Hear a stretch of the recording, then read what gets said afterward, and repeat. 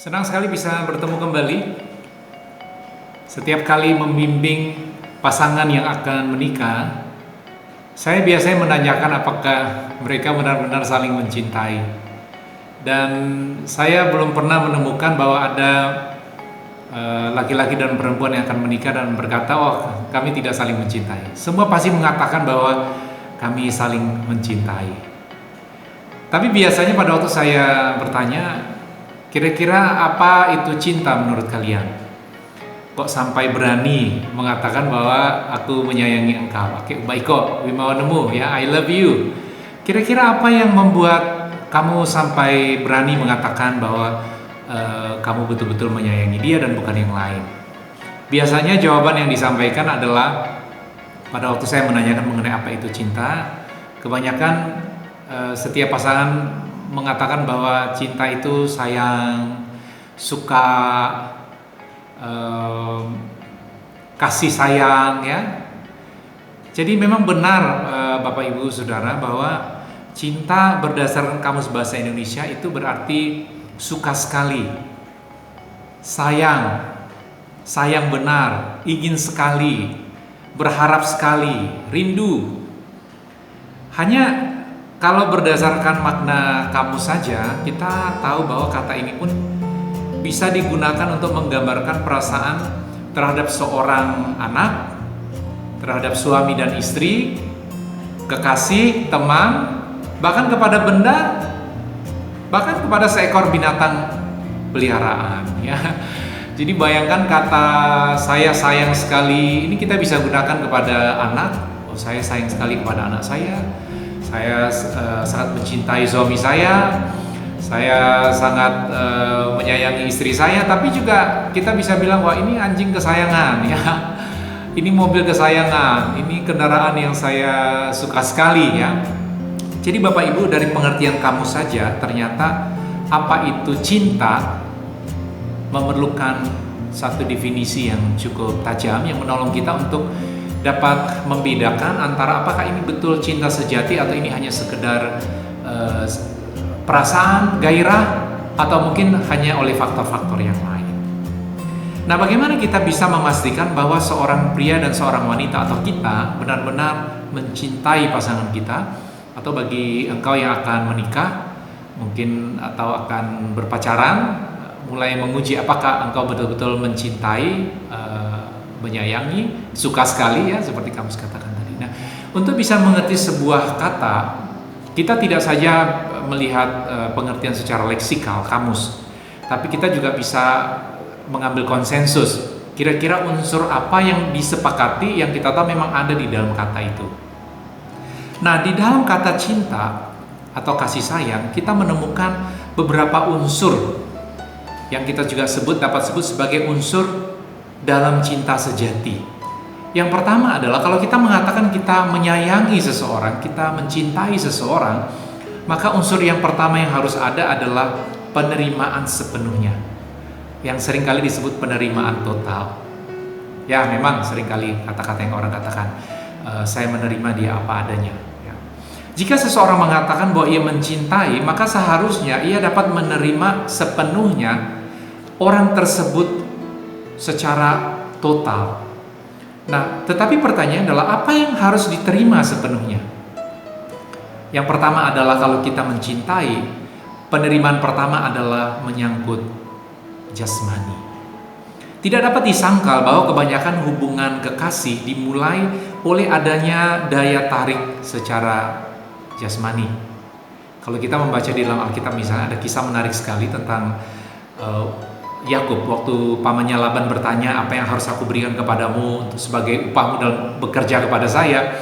Di sana maka Yakub minta Rahel ya, anak kedua setelah Lia.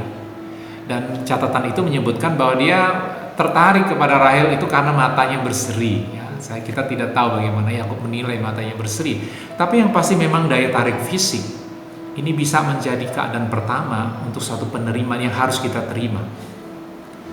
Bisa berupa rasa suka melihat wajah, postur, maupun hal-hal sederhana seperti mendengar suaranya, cara dia tersenyum dan tertawa ya. Pada awalnya mungkin daya tarik fisik terhadap satu bagian saja, namun rasa suka yang sangat kuat pada bagian tersebut membuat seseorang kemudian mengabaikan bagian-bagian yang lain, bahkan yang mungkin dalam pandangan orang lain dianggap sebagai sesuatu yang tidak sempurna atau kekurangan. Namun cinta sejati bergerak melewati ketertarikan pada satu bagian menjadi penerimaan apa adanya secara jasmani.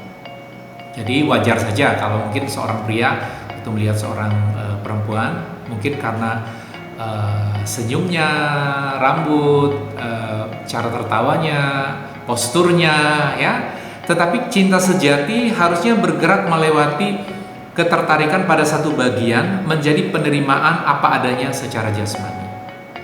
Penerimaan apa adanya baik di awal pernikahan, bahkan perubahan-perubahan dalam tahun-tahun berikutnya.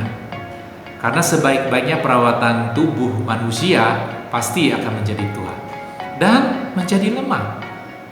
Jadi kesediaan menerima kondisi fisik apa adanya merupakan tes pertama apakah seseorang benar-benar mencintai pasangannya. Jadi unsur pertama dalam cinta sejati adalah penerimaan sepenuhnya, yaitu yang nomor satu adalah penerimaan jasmani. Yang kedua yang harus diterima penerimaan sepenuhnya adalah keunikan kepribadiannya, atau ya kita sering katakan ya sifat-sifat dasar ya. Selain adanya persamaan sifat yang menyenangkan, setiap orang juga memiliki keunikan dalam cara berpikir, merasakan dan cara bertindak. Persamaan membuat kita merasa aman dan senang. Wah, ini tipe saya ini ya. Kita ngobrol langsung nyambung ya. Kamu jalan-jalan kok langsung enjoy ya. Tapi perbedaan biasanya membuat rasa tidak aman. Bahkan menimbulkan rasa jengkel dan sakit hati, dan kita cenderung menghindari orang-orang seperti itu. Dua orang yang mengatakan saling mencintai harus mengenal keunikan kepribadian pasangannya. Jadi engkau yang mungkin baru masuk dalam tahap akan berpacaran, seharusnya harus menilai dengan baik apakah engkau bisa menerima keunikan kepribadiannya, yaitu mencakup sifat-sifat dasar yang menyenangkan atau bahkan menjengkelkan. Seseorang yang mengenal adanya perbedaan tersebut pada pasangannya namun bersedia menerima keunikan tersebut sedang menunjukkan unsur kedua dalam cinta sejati, yaitu penerimaan apa adanya menyangkut kepribadian. Jika mereka berdua bersedia menerima apa adanya perbedaan tersebut, maka barulah dapat memasuki kehidupan suami dan istri. Demikian juga yang akan berpacaran. Jadi kenali dulu temperamen dasarnya, begitu, sifat-sifat dasarnya. Sebagai contoh saja, kita mengenal ada beberapa jenis kepribadian, misalnya seperti kolerik, orang yang tegas, tidak main perasaan, ya cenderung keras, ya merasa diri benar, begitu. Atau orang flegmatik yang kepribadiannya stabil sekali, cenderung pasif, ya. Mungkin tidak banyak bicara, mungkin hanya matanya yang kedip-kedip begitu ya. Wah, dia masih hidup ya. Tidak mudah terpancing dengan situasi emosional orang lain ya. Atau mungkin yang melankolik, sangat perasa ya. Atau pasanganmu atau calon kekasihmu dia seorang yang periang, sanguin ya.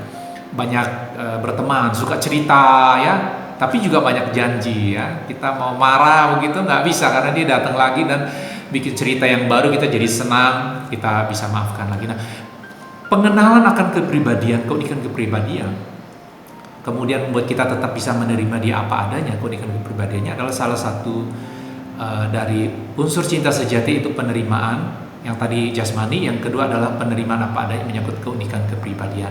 Jangan lupa kita tidak dipanggil untuk mengubah pasangan kita. Jadi kalau ada yang berkata, oh nggak apa-apa nantilah kalau menikah dia akan berubah, ya keunikan kepribadian. Sekali lagi, jangan pernah menikah kalau engkau belum bersedia menerima keunikan kepribadian. Memang orang bisa berubah, tetapi bagaimanapun juga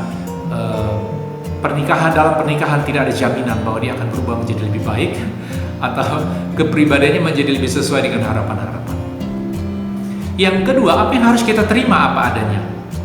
Yang harus diterima apa adanya adalah yang tadi jasmani, yang kedua adalah keunikan kepribadian, yang ketiga adalah masa lalunya.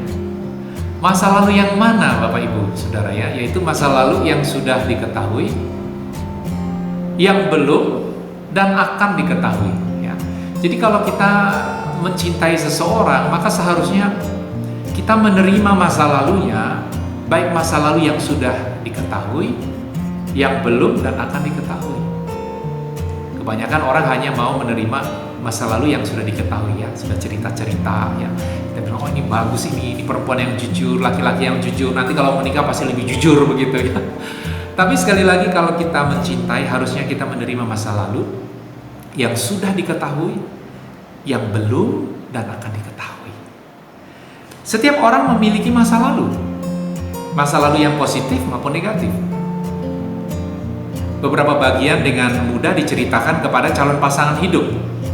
Waktu pacaran, cerita saya dulu begini orangnya ya. Tetapi ada bagian tertentu yang nampaknya secara sengaja tidak diceritakan kepada siapapun.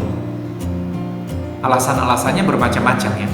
Bisa karena lupa, sudah terlalu lama, atau merasa tidak penting untuk disampaikan, atau masa lalu itu sesuatu yang memalukan.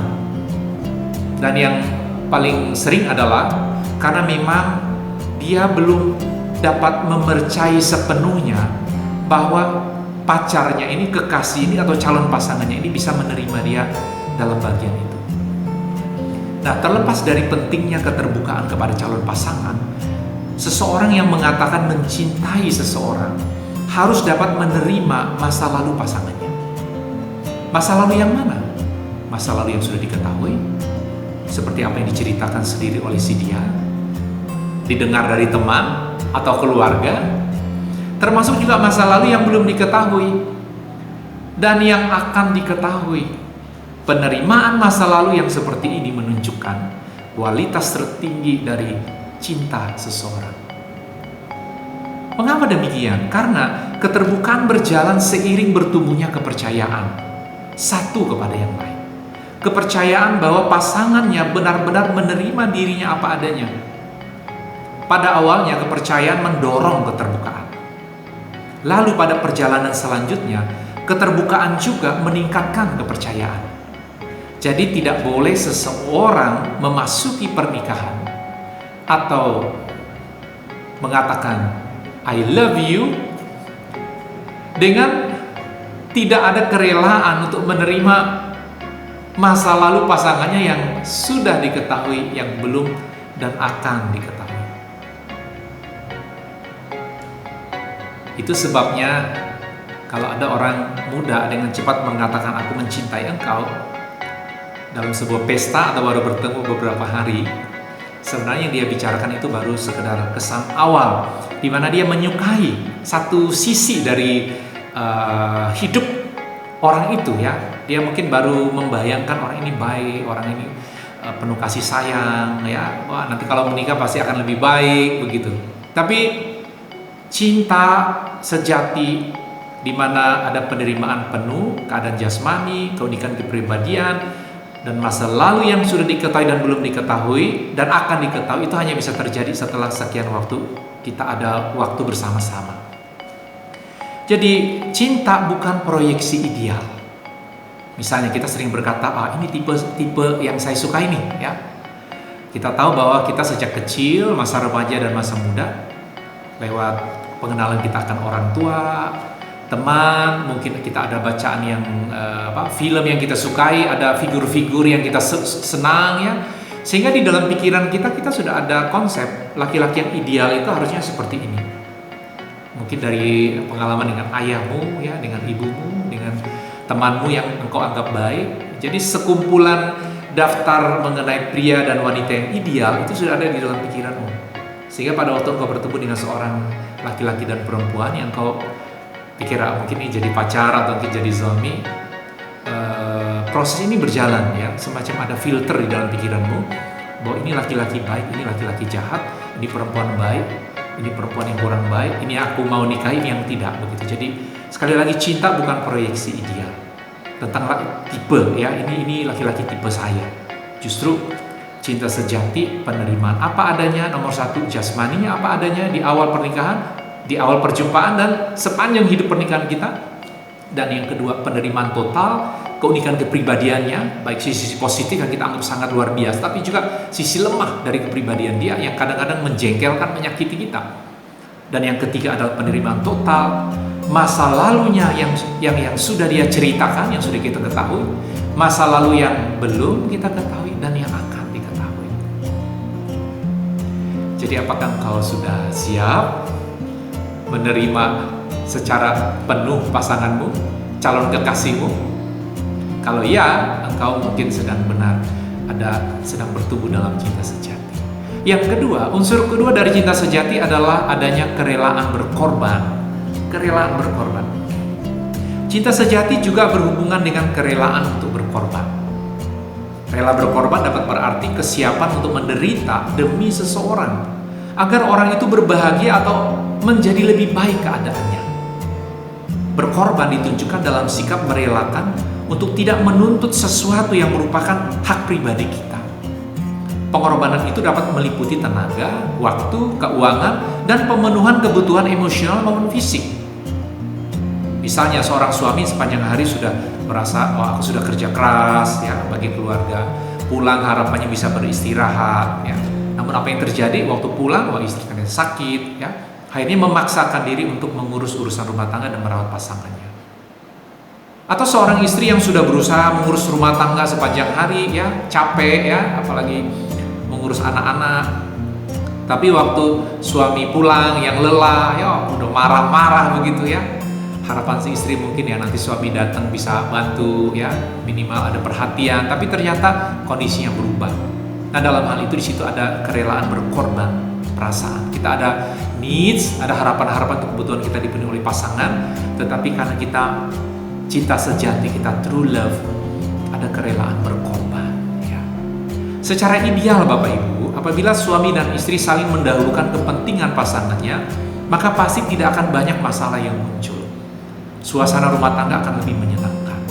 Tetapi sebaliknya, jikalau mereka saling mengorbankan kebutuhan maupun kepentingan pasangannya, maka keributan, kemarahan, dan sakit hati akan menjadi makanan setiap hari. Pembatasan diri secara sengaja demi kepentingan pasangan adalah tanda cinta sejati. Karena orientasi cinta sejati tidak bagi pemuasan diri sendiri, tetapi bagi pertumbuhan, pengembangan, maupun kebahagiaan pasangan. Jadi siapa yang paling besar kerelaannya untuk mengorbankan perasaannya, maka ia adalah yang paling besar cintanya. Secara normal Bapak Ibu, waktu kita belajar seperti ini, kita semua bilang yes ya, wah itu benar, saya mau seperti itu. Tapi sekali lagi di dalam kondisi nyata, kita sering kali lebih senang mengorbankan pasangan kita daripada kerelaan kita mengorbankan perasaan kita. Kemampuan yang besar untuk rela korban perasaan berasal dari keyakinan akan identitas yang kuat di dalam Tuhan. Keyakinan bahwa diri saya, dirimu telah dikasihi Tuhan. Kita merasa aman di dalam Tuhan. Dan kita tahu bahwa diri kita berharga di dalam Tuhan. Bahkan ketika hal-hal tersebut belum kita dapatkan dari pasangan. Jadi Bapak Ibu, itu sebabnya rahasia untuk bisa mengorbankan perasaan bersama dalam pernikahan itu berasal dari satu keyakinan akan jati diri yang benar di dalam Tuhan, in Christ, bahwa saya sudah diselamatkan, saya dikasihi, saya aman, begitu. Jadi kita tidak mengejar lagi apa yang disebut sebagai sekedar penerimaan manusia di atas penerimaan Tuhan ya. Yang ketiga, unsur cinta sejati adalah kita ada tekad membangun kedewasaan. Untuk membangun kedewasaan, paling kurang diperlukan dua hal Bapak Ibu. Yang pertama adalah kerelaan untuk mengizinkan atau membebaskan pasangan untuk menjadi dirinya sendiri. Dan keberanian juga untuk menyatakan kebenaran pada saat pasangan kita mungkin melakukan kesalahan. Ibarat menjalankan dua tuntutan sifat kasih dan sifat keadilan Allah, di mana sifat kasih cenderung membebaskan, mengizinkan. Namun keadilan mengharuskan agar kesalahan dinyatakan bahkan dihukum. Ketika seseorang memutuskan untuk menikah, maka ia sedang mengikatkan diri kepada orang itu, mengikatkan diri kepada orang itu saja untuk memenuhi kebutuhannya secara eksklusif, hanya bagimu dan bagiku. Demikian juga sebaliknya. Tidak ada orang lain yang boleh mengisi kebutuhan tersebut di luar konteks pernikahan. Namun jangan dipikirkan bahwa itu berarti saudara mendapat izin untuk mengikat pasanganmu seperti budak yang tidak memiliki hak untuk menyampaikan pendapat, menyatakan pilihan, ataupun memiliki keinginan. Jadi sekali lagi, cinta sejati ditunjukkan. Yang pertama adalah adanya penerimaan sepenuhnya, menyangkut keadaan jasmaninya, keunikan kepribadian, penerimaan masa lalu, dan juga kerelaan untuk berkorban. Jadi sekali lagi Bapak Ibu, jikalau kita di dalam satu kondisi ingin membangun kehidupan pernikahan yang benar, maka tidak ada pilihan lain kecuali kita lebih memahami apa itu cinta sejati dan kita melakukan bagian kita